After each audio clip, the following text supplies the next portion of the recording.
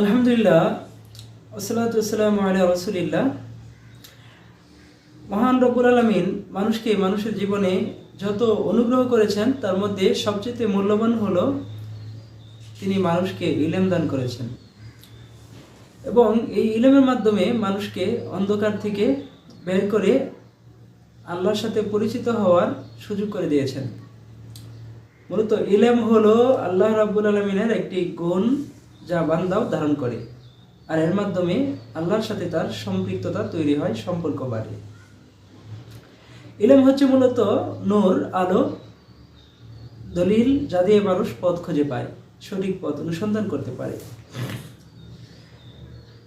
এই ইলমের ভিত্তিতে মানুষ পৃথিবীতে আল্লাহর খলিফা এবং নবী পয়গম্বরগণের উত্তরাধিকার ও ওয়ারিস হিসাবে, নায়েব বা প্রতিনিধি হিসাবে সম্মান অর্জন করতে পারে। মহান রব্বুল আলামিন ইলমের মর্যাদা, আলেমের মর্যাদা সম্পর্কে অনেক আয়াতে বলেছেন। পিয়ারা নবী সাল্লাল্লাহু আলাইহি সাল্লাম দুনিয়াতে যে তাদের ওয়ারিস বা বংশধারা বা প্রতিনিধিত্ব রাখেন সেই বিষয়ে বলেছেন। ইলমের মাধ্যমে তারা প্রতিনিধি নির্ধারণ করেন এবং তাদের আত্মিক পরম্পরা তৈরি হয়, যে কারণে উলামারা হইল ওয়ারাসাতুল আম্বিয়া, নবীগণের ওয়ারিস। তারাই নবীর ওয়ারিস দাবি করতে পারে নিজেকে। তো এই ইলমের ভিত্তিতেই মূলত সভ্যতার জন্ম হয়, ধর্মের প্রসার হয় এবং সত্য ধর্ম আপন অবস্থায় বহাল থাকে আর পৃথিবীতে মানবতা কায়েম থাকে। এই ইলম শিক্ষার ব্যাপারে যেমন গুরুত্ব, মর্যাদা, সম্মান ঘোষণা করা হয়েছে, তেমনি নিয়ত ঠিক করার বিষয়েও সতর্কতা উচ্চারণ করা হয়েছে। মূলত আমরা ইলম কেন শিখব, আলিম কেন হব, এই বিষয়ে পিয়ারা নবী সাল্লাল্লাহু আলাইহি ওয়াসাল্লাম বলেছেন।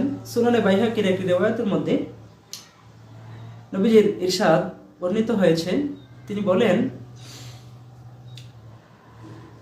ইয়াহমিলু হাযাল ইলমা মিন কুল্লি খালাফিন উদুলুহু ইয়ানফাউনা আনহু তাহরিফাল গালিন ওয়া ইনতিহালাল মুবতিলিন ওয়া তা'বিলাল জাহিলিন। পিয়ারা নবী সাল্লাল্লাহু আলাইহি ওয়াসাল্লাম আলেমের দায়িত্ব, ইলম শিক্ষার লক্ষ্য এই হাদিসের মধ্যে বর্ণনা করে দিয়েছেন যে প্রত্যেক শতাব্দীতেই আলেম জন্ম হবে আর পরের শতাব্দীর প্রজন্মরা এই ইলম বহন করবে। প্রত্যেক শতক থেকে, প্রত্যেক প্রজন্ম থেকে পরের প্রজন্ম এই ইলমকে গ্রহণ করবে। ইয়াহমিলু হাযাল ইলম, এই ইলমকে হেফাজত করবে।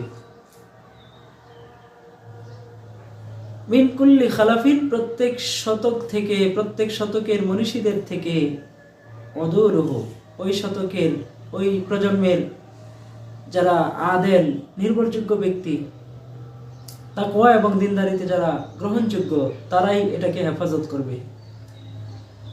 তাদের কাজ হলো ইয়ানফাউনা আনহু তাহরিফাল গালিন, যারা বিদাতি চিন্তা চেতনা লালন করে বা কর্মকাণ্ড করে, তাদের বিকৃতি থেকে এই ইলমকে হেফাজত করবে।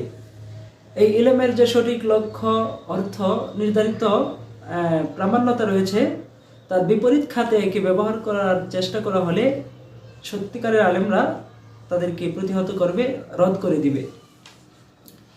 ওয়া ইনতিহালাল মুবতিলিন, আর বাতিল ফিরকা যারা বাতিল, তাদের মিথ্যাচার, ভুয়া দাবি, সেগুলোকে তারা খণ্ডন করবে আলেমরা, প্রকৃত আলেমরা।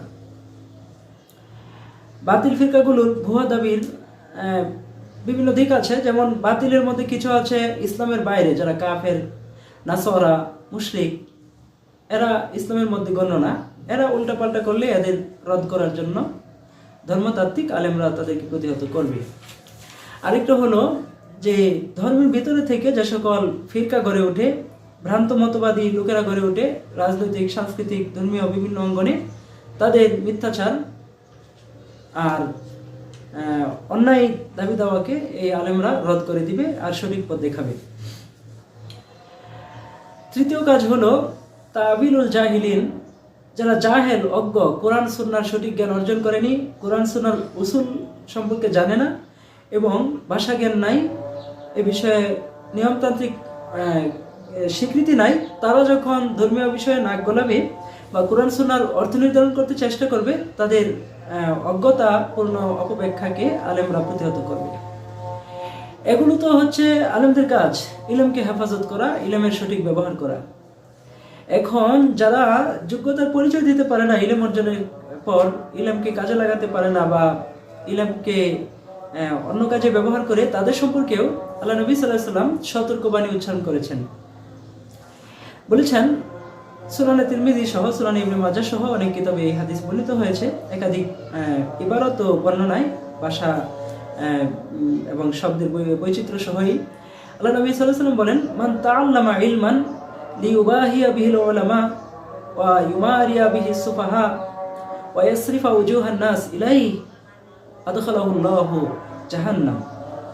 আল্লাহ নবী সাল্লাল্লাহু আলাইহি ওয়াসাল্লাম বলেন, যে ব্যক্তি ইলম শিখবে আলেমদের সাথে অহংকার করার জন্য, তর্ক করার জন্য, লড়াই করার জন্য, দম্ভ প্রকাশ করার জন্য, আর ইলম শিখবে যারা সুফাহা বা দঈফুল আকল, জ্ঞান বুদ্ধি কম, এই ধরনের নির্বুদ্ধের সাথে তর্ক বিতর্ক করার জন্য, নিজেকে জাহির করার জন্য, অথবা সমাজের লোকদের দৃষ্টি নিজের দিকে আকৃষ্ট করার জন্য আল্লাহ রাব্বুল আলামিন তাকে জাহান্নামে প্রবেশ করাবেন। সে জান্নাতে যাবে না, জাহান্নামে যাবে। তো কত মারাত্মক বিষয়। এখানে একটি ব্যাখ্যা আছে যে জাহান্নামে যাবে, জাহান্নামে যাওয়ার দুই অবস্থা, হয়তো চিরকালীন জাহান্নাম, অথবা সাময়িক গুনাহ করার কারণে যে জাহান্নামে থাকতে হয় সেটা। তো যারা এমন ভয়ঙ্কর কাজ করে, মানে ইলমকে যে উদ্দেশ্যে অর্জন করার কথা, আল্লাহর সন্তুষ্টি অর্জন করা, ইসলামের খেদমত করা, দিনকে ইলমকে হেফাজত করা, সেই সব লক্ষ্য বাস্তবায়ন না করে অন্যান্য পার্থিব খ্যাতি সম্মানের দিকটা যার মধ্যে প্রাধান্য পায়, সে আসলে ইলমের কদর করলো না, সম্মান বুঝলো না। এজন্য তার অবস্থা হলো সে জাহান্নামে যাবে। যেমন কাফের জাহান্নামে যায়, চিরস্থায়ী জাহান্নামের মতোই তাকে জাহান্নামে নিক্ষেপ করা হবে। এটা হলো তার জন্য হুমকি, ধমকি, ভয় দেখানো। অথবা গুনাহগার লোকেরা যেভাবে মুমিন হওয়া সত্ত্বেও গুনার কারণে কিছুদিন জাহান্নামে থাকবে, এভাবে সেই ব্যক্তিরও জাহান্নামে ঠিকানা হতে পারে। তো প্রিয় বন্ধুগণ, আমরা ইলমের সম্মান মর্যাদা সম্পর্কে অনেক কথাই শুনেছি। এবার শুনলাম আলেমের দায়িত্ব সম্পর্কে আল্লাহ নবী সাল্লাল্লাহু আলাইহি ওয়াসাল্লাম বলেছেন। আবার এই ইলম শেখার ক্ষেত্রে নিয়তের শুদ্ধতা জরুরি, এবং যেগুলো এই ক্ষেত্রে সমস্যা হতে পারে সেই বিষয়ে তিনি সাবধান করেছেন। নবী করিম সাল্লাল্লাহু আলাইহি ওয়াসাল্লাম ইলম অর্জন করার পর যে ব্যক্তি অযোগ্যতার পরিচয় দেয় তার সম্পর্কেও খুবই দীক্ষামূলক কথা বলেছেন যে ওয়াদিউল ইলমি ইনদা গায়রি আহলিহি কা মুকাল্লিদিল খানাজির আল জাওহারা ওয়াল লুলুআ ওয়াল যাহাবা। আল্লাহ নবী বলেন যে অযোগ্যকে যখন ইলম দেয়, কেউ ইলম দান করে, ইলম শেখায়, তার অবস্থা হলো সে যেন সুরকে মণি মুক্তা স্বর্ণ পরালো। অর্থাৎ সুর যেমন আখাসুল হাইওয়ান, নিকৃষ্টতর প্রাণী, তাকে যেভাবে এই ধরনের মূল্যবান জৌহার আর হীরা পান্না দিয়ে সাজানো ঠিক নয়, তেমনি অযোগ্যকে ইলম দিয়ে ভূষিত করা ঠিক না।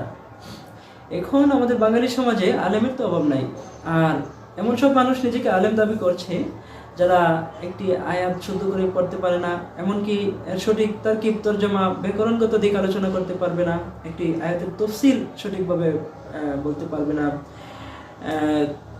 উসুল ফিকহ, এরপরে হাদিস সম্পর্কে এবং একটি হাদিস শুদ্ধভাবে পড়তে পারবে না, এমন ব্যক্তিরাও নিজেকে আলেম দাবি করে এবং অনেক কিছুই করে আর কি তারা।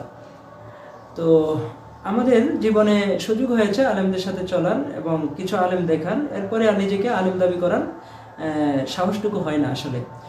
এই লাইন তো এমন যে এখানে সারা জীবন শিখতে হবে, ইলম শিখতে হবে, দক্ষতা আনতে হবে, আমল ঠিক করতে হবে, চরিত্র গঠন করতে হবে, অর্জন করতে হবে। এরকম হাজারো হাজারো দিক রয়েছে যা এখনো আমাদের জীবনে অপূর্ণ। তো এই অবস্থায় নিজেকে আলেম দাবি করা অনেক বড় অন্যায় ছাড়া কিছু না। আমরা যদি তালিবুল ইলম হতে পারি আর ইলমের পথে প্রতীক হতে পারি, অন্বেষণকারী হিসেবে আল্লাহর কাছে হাজির হতে পারি, এটাই জীবনের বড় অর্জন।